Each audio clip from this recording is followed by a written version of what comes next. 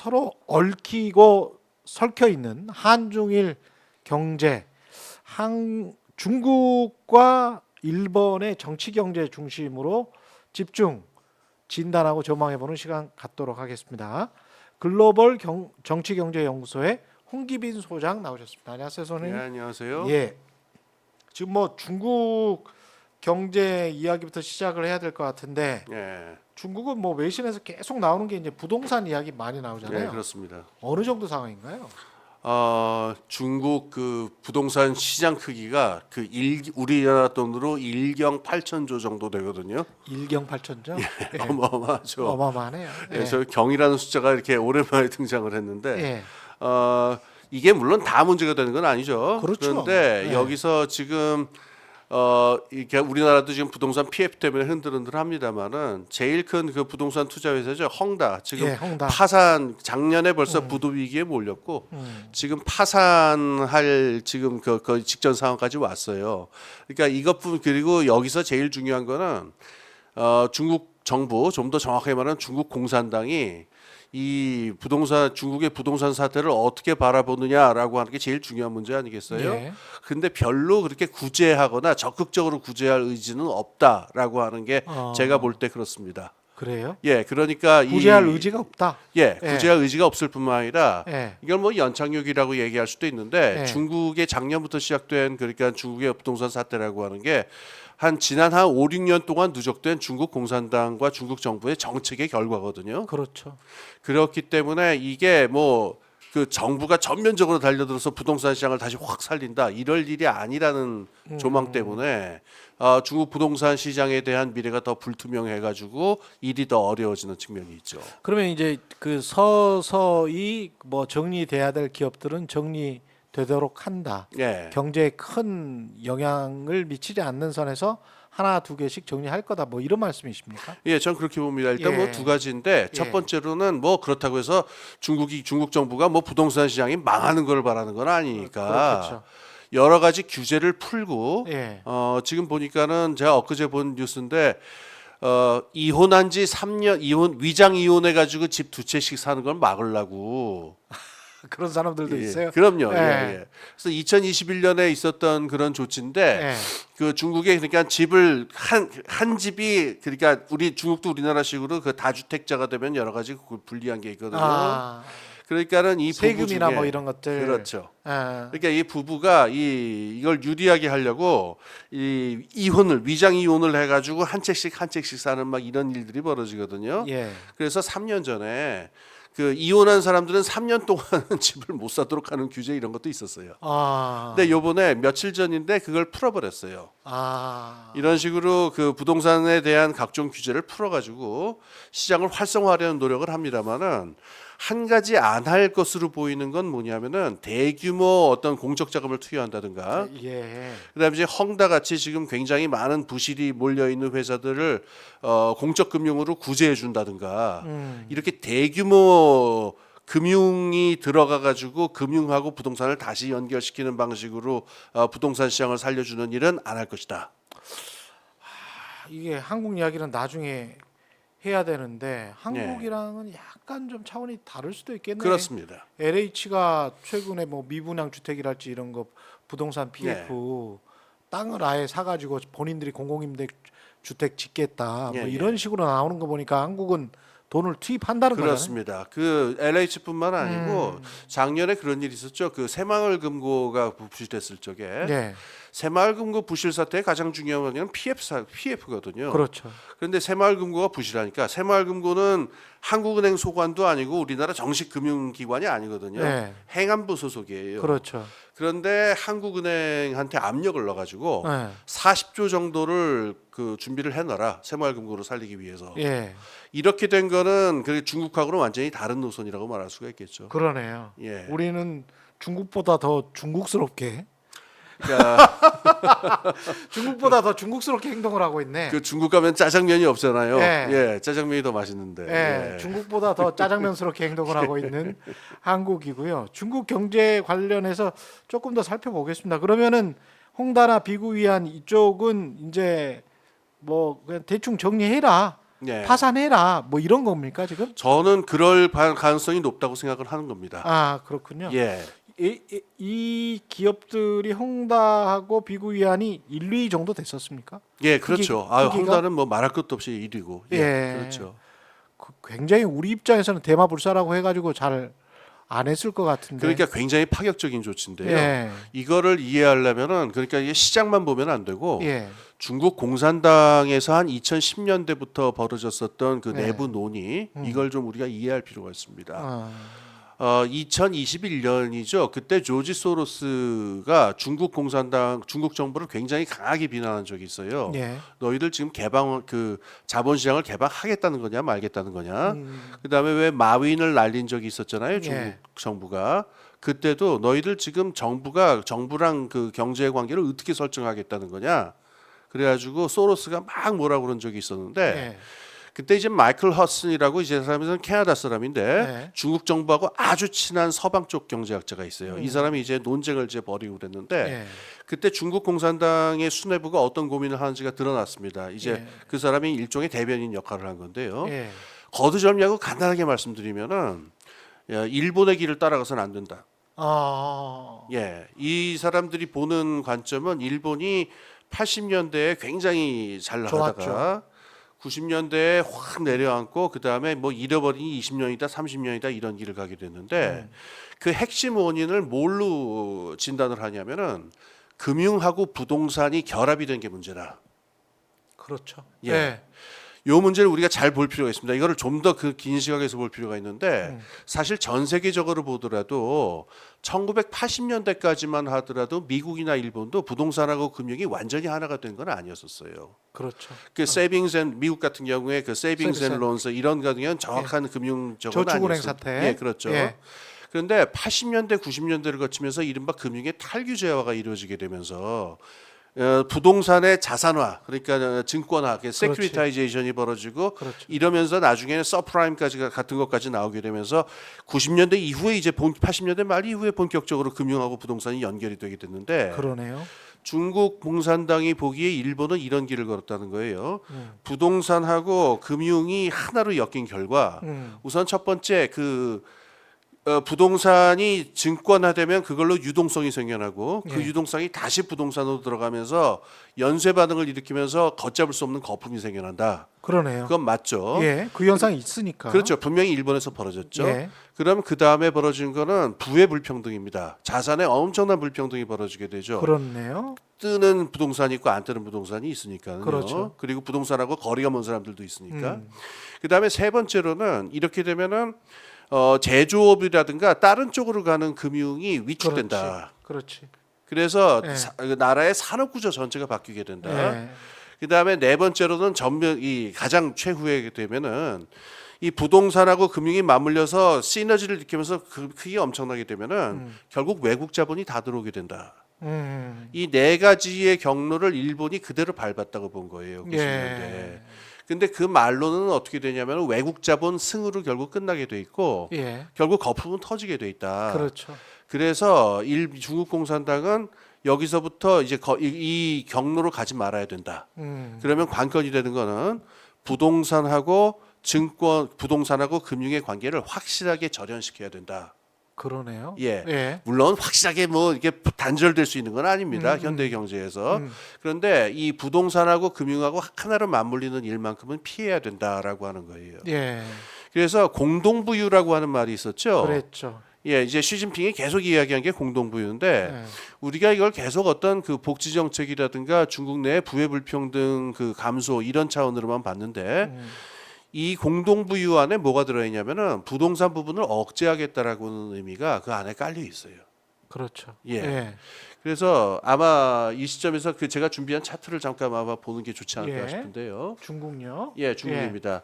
저기 저 선이 이제 세 개가 그려져 있죠. 그렇습니다. 저 세 개의 그 선이 뭐냐면은 밑에는 연도죠? 저게. 예, 밑에는 연도입니다. 예. 2011년 3월부터 시작해서 지금까지 쭉 그 나와 있는데 중국의 대출 기관들이 그 세 개의 중국 산업 부분에 대해서 대출을 해준 예. 대출액의 증가율입니다. 아. 대출액은 아니고 증가율입니다. 예. 요게 중요한데요. 예. 요거를 여러분이 이게 보시면은 2016년경 정도부터 볼 필요가 있어요. 그때가 이제 중국 공산당에서 그 의논을 했을 때인데. 저 위에 2016년, 15년하고 17년 3월 사이에 예, 예. 저 위에 아득히 솟아있는 상처럼 보이는 봉우리가 하나 보입니다. 예, 예. 예. 그게 희미하게. 바로 예, 부동산이죠. 그게 부동산이군요. 예, 그러니까 그 전까지 저게 절대 액수가 아니라 증가율이라는 게 중요하겠죠. 그렇죠. 그 전까지 중국에 있는 금융기관들이 부동산에 대해서 꿔주는 대출의 증가율이 어마어마했던 거예요. 2016년 이전까지 그랬네요. 해마다 늘어났던 겁니다. 예. 근데 반면에 서비스업 같은 경우에는 장기적으로 보면은 대충 비슷한 수준을 유지하고 있죠. 물론 등락은 있습니다. 그렇죠. 예. 근데 제조업을 보세요. 제조업이 2016년 전까지 대출 증가율이 계속 감소하는 추세였었죠. 그러네요. 추세적으로 보면. 증가는 했는데 예. 그렇죠. 증가율이 문제가 증가율이 문제네. 예. 그 폭을 보니까 2013년부터 2019년까지 보면 제조업의 경우 가장 아래에 있으니까요. 예. 한 4, 5% 정도밖에 증가하지 못했다. 그렇습니다. 근데 부동산 같은 경우는 저 위에 꼭대기를 보시면 아시겠지만 예. 2016년 경에는 막 30% 30% 가까이 증가했네. 그러니까 이게 돈잔치가 벌어진 거예요. 부동산 돈잔치가 벌어졌다고밖에 볼 수가 없는 거예요. 와. 그러니까 그 전체 금융기관의 대출액 전체의 절대액수는 증가했으니까 다 같이 늘긴 늘었습니다. 대출액 전체가 늘긴 늘었는데 증가율에 있어서 보면은 제조업이 4% 늘 때 부동산이 30% 늘었다는 얘기니까 네. 이거는 그 금융기관들이 다 부동산에 달려 들어가지고 네. 우리나라 부동산 PF 하던 식으로다가 그랬네. 여기서 돈을 벌려고 이렇게 된 거죠. 2015년, 16년이 예. 중국은 피크였는데 예. 그리고 난 다음에 아까 말씀하신 게 공동무유 정책이 2021년이라고 말씀하셨나요? 2016년경부터 중국 공산당은 그 논의를 해요. 이 본격적으로 산업 구조를 바꿔야 된다. 그렇군요. 그렇게 논의를 시작하고 뭐 그 나라도 5개년 계획 뭐 이런 게 있으니까. 예. 그 다음부터 이제 눈에 띄는 현상이 벌어지는데 제조업으로의 대출 증가율이 엄청나게 위로 올라가죠. 야, 이게 딱 맞군요.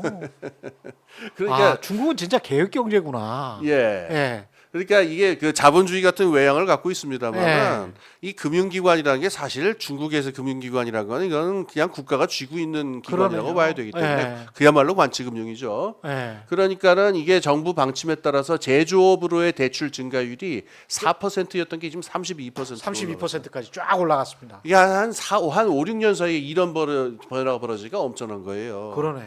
근데 부동산을 한번 보세요. 이 예. 30%까지 증가율, 대출 증가율이 갔었던 부분이 지금은 저게 뚝 떨어져 가지고 숫자가 보일락 말락할 때 거의 0으로 지금 수렴을 하고 있거든요.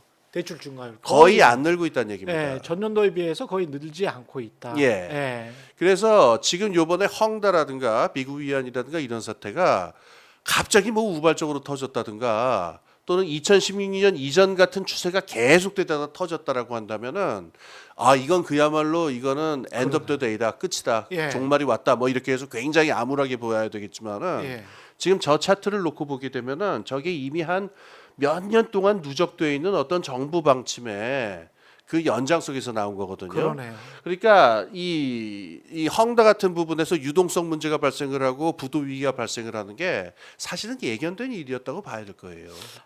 이게 저 차트를 보다가 우리 부동산 대출 증가율을 상상을 해보니까 2020년, 2021년 계속 올라갔을 거고, 예, 팬데믹 때 계속 올라갔죠. 그렇죠. 2022년까지도 올라갔을 거고, 그렇죠. 23년도에는 특례 보금자리론 뭐 안 나고 예. 조금 또 정책 자금들은 또 그렇습니다. 퍼졌으니까, 이게 우리는 이제 저 그래프가 꺾이는 시기가 올까 말까 하는 그런 시기네. 이제 거기가 문제인데 예. 뭐 얘기할 기회가 있으면 모르겠습니다만은 영화 중에 이런 영화 있죠. 그 저 박찬욱 감독 영화 중에 그 복수는 나의 것이라는 예. 그 영화 맨 마지막에 무슨 장면이냐면은 이 경동맥에 송곳을 찔러 넣는 장면이 있어요.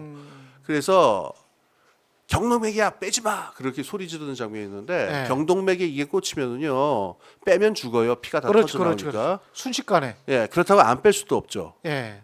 이 경동맥에 칼이 꽂혀 있는 상태 비슷한 건데 우리나라 부동산 같은 경우에는 지금 이걸 낮추자니 그게 부동산 값이 내려가는 걸 놔주자니 예. 부동산 PF가 터져갖고 제2금융권이 다 박살이 날 수도 있고 와. 금융 시스템 전체가 무너질 수도 있고.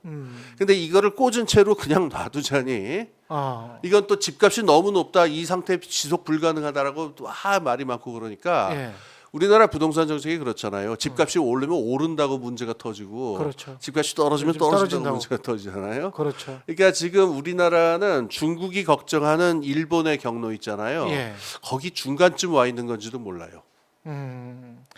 게다가 아까 말씀하신 금융과 부동산의 결합, 예. 이게 IMF 환란 위기에 금융 신기법 예. 뭐 이런 식으로 해가지고 미국처럼 많이 따라갔지 않습니까? 예. 예. 예, 걱정인데 그게 이른바 이제 프로젝트 파이낸싱이라고 하는 게 또 그 다음에 나타나고 그랬죠. 이러는데 예. 이 프로젝트 파이낸싱도 저는 걱정이 굉장히 많이 되는데요. 예. 이 프로젝트 파이낸싱의 핵심은 사실은 이게 굉장히 건설 기간이 긴 어떤 그런 프로젝트에 보면은 질적으로 상이한 여러 가지 종류의 리스크가 있거든요. 어떤 건 규제가 풀릴 거냐 말 거냐의 리스크가 있고 예. 어떤 거는 새로운 기술 공법이 나올 거냐 말 거냐의 리스크가 있는데 그렇죠. 각각의 리스크마다 줄일 수 있도록 이 전문가들을 쭉 다른 전문가들을 섭외해서 리스크를 고르게 하는 게 원래 고전적인 의미의 프로젝트 파이낸싱이었어요. 그렇네요. 예. 이런 의미로 프로젝트 파이낸싱을 하는 업체는 우리나라에 제가 있다고 생각하지 않아요. 그러니까 프로젝트 파이낸싱이라고 하는 게 이제 좀 극단적으로 얘기하자면은 돈잔치 같은 식으로 돼가지고 그냥 달려든 겁니다. 그렇죠. 예. 그래서 말하자면은 특히 제2금융권 뭐 은행권도 뭐 예외가 아닙니다만은 네. 부동산 가치의 상승에 그냥 올라타고 편승하는 식으로 너무 이게 이루어졌기 때문에 그렇죠. 중국 공산당이 걱정하는 그런 길로 상당 부분 우리가 왔다고 봐야 되겠죠. 중국은 저 차트를 보니까 해결할 수 있겠는데요? 부동산? 그것도 모르죠. 네. 왜냐하면은 이런 거는 워낙 일촉즉발이니까 이제 관측하는 사람들이 저게 중국 공산당의 어떤 의도라든가 장기적인 어떤 치국술과 관련돼 있는 것이다라는 건 짐작은 하지만 예. 저거는 워낙 일촉즉발이고 시장이라고 하는 거는 걷잡을 수 없게 될 수 그렇죠. 있으니까 이게 과연 100% 성공할 것이다라는 건 두고 봐야 된다 이런 거였어요. 중국이 얼마나 금융화 또는 아까 말씀하신 시큐리타이제이션 증권화가 진행됐는지 그게 좀 궁금한데 예. 우리 같은 경우도 IMF 환란 위기 이후에 근저당권이랄지 이런 것들을 금융화 시켜서 예. 아까 저 시큐리타이제이션 시켜서 주식처럼 사고 팔 수 있게 예. 했거든요. 예. 그게 이제 IMF 환란 이후에 2000년대 초반부터 아마 이른바 이제 선수들은 제 기억에 예. 선수들이 좀 많이 참여했죠. 예. 그때 대통령 장모님도 참여하셨어요. 송파구에서. 예. 그게 이제 시큐리타이제이션인데 예. 그게 이제 건물이 망할 것 같으면 이 건물의 근저당권만 사가지고 예. 10분의 1 정도로 사서 그 건물을 그냥 다 먹어버리는 예.